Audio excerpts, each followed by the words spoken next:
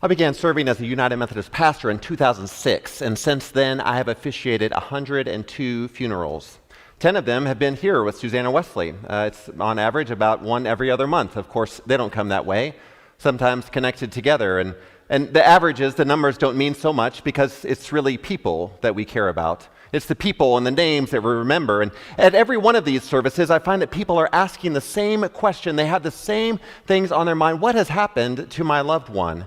Where are they now? What is heaven like? And so today we begin a new 3-week series in which we are going to consider these and other questions from a Christian perspective. What is the afterlife like today? Because what we believe about death profoundly shapes how we live our life.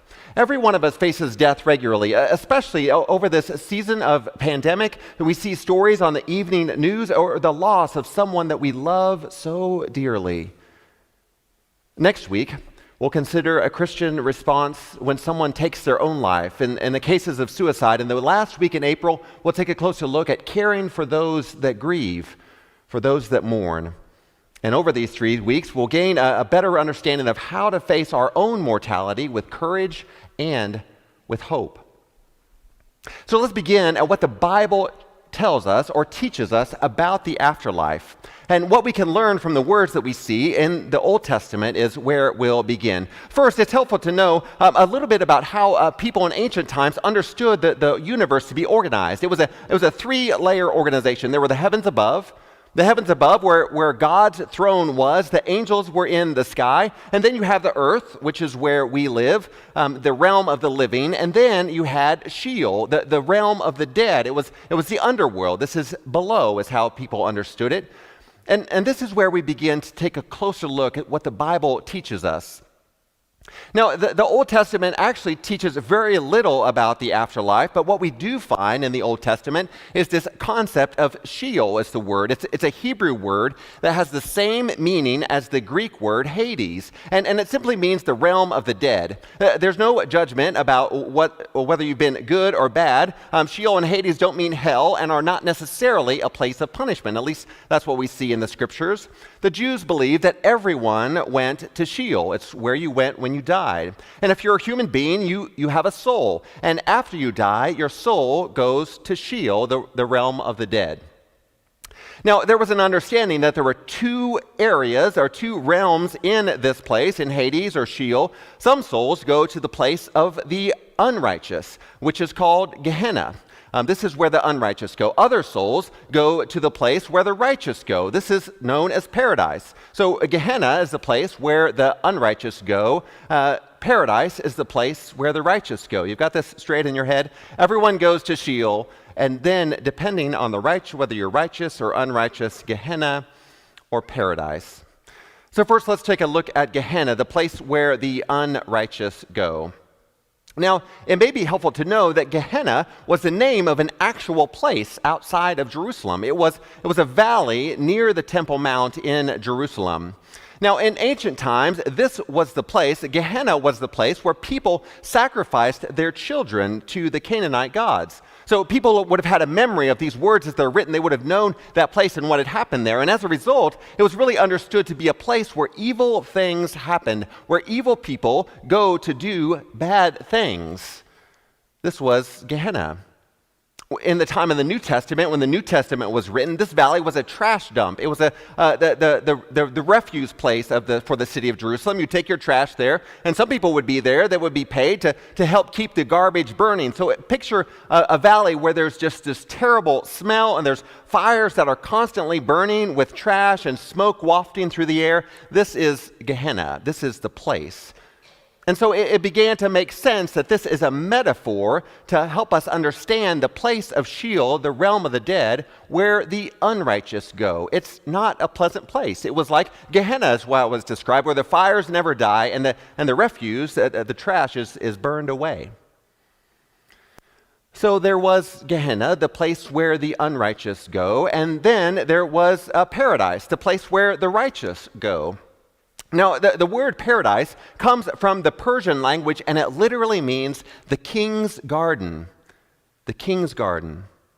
Now, you remember that in the ancient Near East, kings would have fabulous gardens. They were part Ted Inslee Gardens. They were part Topeka Zoo. They were just an incredible array of animals that you would never see otherwise, of plants and flowers, and just beauty beyond imagining. There were fountains and water features, beautiful plants, and wonderful things to eat. It was a place of fantastic beauty.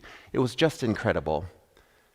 So when people thought about paradise and the afterlife, this was the most beautiful thing that they could imagine. This is paradise. It reminded people of the beautiful garden that God planted at the very beginning of time, filled with the most beautiful things to see and experience. And this is what had been lost in the Garden of Eden.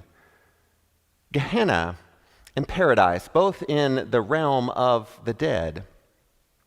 Now also, the Jews believed that one day there would be a Messiah who would come and usher in a new age, the age to come, where God's throne would move from the heavens onto the earth, and God would dwell with God's people in a way that they had never before experienced. It would be a brand new thing. The dead would be raised from paradise and brought back to life in some kind of form, some physical form, a spiritual body. We don't know exactly what that means. But this is what we find in the passage that was read just a few moments ago. From Revelation, the present age in which we live, it is torn apart by sin and brokenness and hate, suffering, pain, and sorrow. They seem to be the order of the day. And when there's a new heaven and a new earth, when they're here, there will be no more crying or sadness. And this is part of our hope, that Christ will come again to usher in that age to come one day. So what about until then? What about until then? What happens when we die? Where exactly do we go? Well, the scriptures seem to suggest that we go to Sheol, to one part of Sheol, the realm of the dead, when we die and wait for the second coming, either in paradise or in Gehenna. What about in the New Testament? What about Jesus? What does he describe? What was his understanding of the afterlife? Well, this understanding that was existing at that time would have been a similar understanding that Jesus would have had. We see a little bit of this in the stories that he tells. We see bits and pieces of this understanding of these different realms. We see it in the parables, like the parable of the rich man and Lazarus, in which he describes two men that die. And one goes to, they both go to the place of the dead, one to Gehenna and one to paradise. The other, they describe it as going to be with Abraham or resting in Abraham's bosom, which is another way of saying paradise. It's when your soul is in Sheol. So you remember that there's one's talking to the other, and they try to send a message to those that are still living, these two places. And we also see it when Jesus himself is hanging on the cross. You remember the two others were being crucified that day, one on his right and one on his left. We heard their conversation in the gospel reading, and we hear just the last part of those in these two verses. Then he said that one of these criminals on Jesus' side, Jesus, remember me when you come into your kingdom. And Jesus replied, I assure you that today you will be with me in paradise. You'll be with me in paradise. Jesus says that this criminal will join him in paradise, the realm of the dead, where the righteous go. Now this maybe starts to give you some understanding about what the biblical view of the afterlife is depicted like. But then what exactly is heaven or paradise look like? How are we to understand a little bit about what this is, a description of heaven is like? Whatever heaven is like, it's beyond what we can imagine. It's mind-blowing. It's more than we can comprehend. And the biblical authors try to give us these metaphors of what paradise is like so that we can begin to understand, or at least have some small idea. This is where we get the idea of the streets of gold and the pearly gates. Now there may or may not be literal streets of gold or pearly gates, but they're trying to help us imagine what is the most beautiful thing you can imagine, and the most valuable experience that you could conceive of. And in paradise, these things are everywhere. They are all over the place. It's more beautiful than the most beautiful thing that we can imagine. Now, the most common metaphor in the Bible for what paradise is like, what heaven is like, is a banquet, a feast, a grand meal. It's like a banquet, a feast, a celebration, a party. And within that category, most often it's described as a wedding banquet, a wedding feast. Now, let me remind you about what a wedding banquet was like in ancient times. This is no just small hors d'oeuvres in a reception hall somewhere. Most people lived one day at a time in subsistence living. They had just enough most of the time. But when you actually got to feast like a king was when someone was getting married. The moment you had a child, you started saving up for their wedding. And when they were married, you threw an incredible party for them. Now, it wasn't just a 2 or 3 hour reception. This lasted for 7 days, a 7-day party. You invited all of your friends and your neighbors to come to live like royalty with the most incredible food and drink. Can you imagine?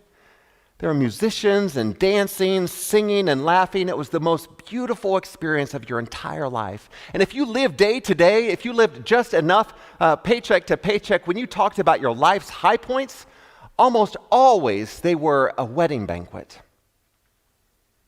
So Revelation describes the wedding banquet of the Lamb, of Christ, that takes place when Christ returns. Jesus talks about the king who prepares a wedding banquet for his son and invites everyone to come. This is a picture of what paradise looks like. And when I was thinking about this, I started thinking about our own wedding reception. Now, it wasn't 7 days long. It was in the 2 to 3 hour variety. Nicole and I were married at her hometown in North Carolina, at her home church. And when we were trying to decide where we're going to hold the reception, we visited dozens of places to try to determine where to hold the reception. We ended up deciding on the fellowship hall. It was in the church basement underneath the sanctuary. We had a fantastic time. There was delicious food, a fantastic cake. My favorite was the chocolate fountain, which I didn't get to enjoy enough of, but it was great. It was fantastic. Our family was there.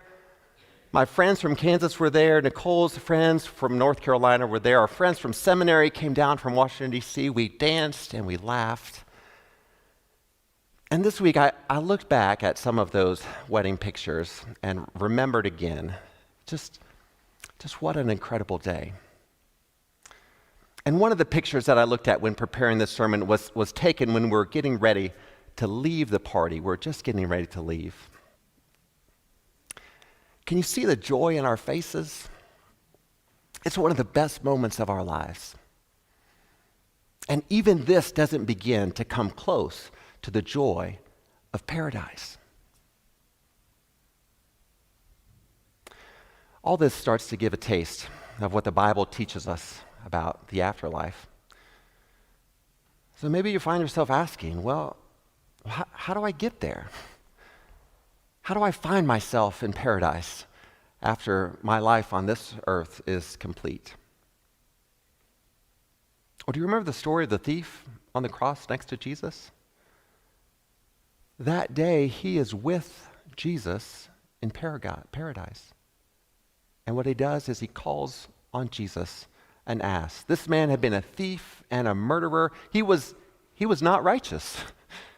He was not righteous. So how did he get there? How did he get to the place? How did he get to paradise? He says, Jesus, remember me. And this is all it took for Jesus to welcome him into paradise, to welcome him into heaven. Jesus, remember me. The good news is that when we call on Jesus, Jesus will welcome us into paradise, no matter how righteous or unrighteous we may have been in the past. God offers us mercy and salvation in Jesus Christ. We are covered by Christ's righteousness. So don't be afraid of death. Follow Christ all of your days and live knowing that you will be with Christ in paradise. You can have faith and hope for life and the afterlife when we place our trust in Jesus. Will you pray with me? Jesus, remember us. Remember us when you come into your kingdom and when we take our final breath. We ask, O God, that you will welcome us home, that we will be with you in paradise. Encourage and strengthen us now and in the days ahead, that we might live faithfully for you, that we might share your good news with others and experience your love that knows no end. O God, we offer ourselves to you. In Jesus' name, amen.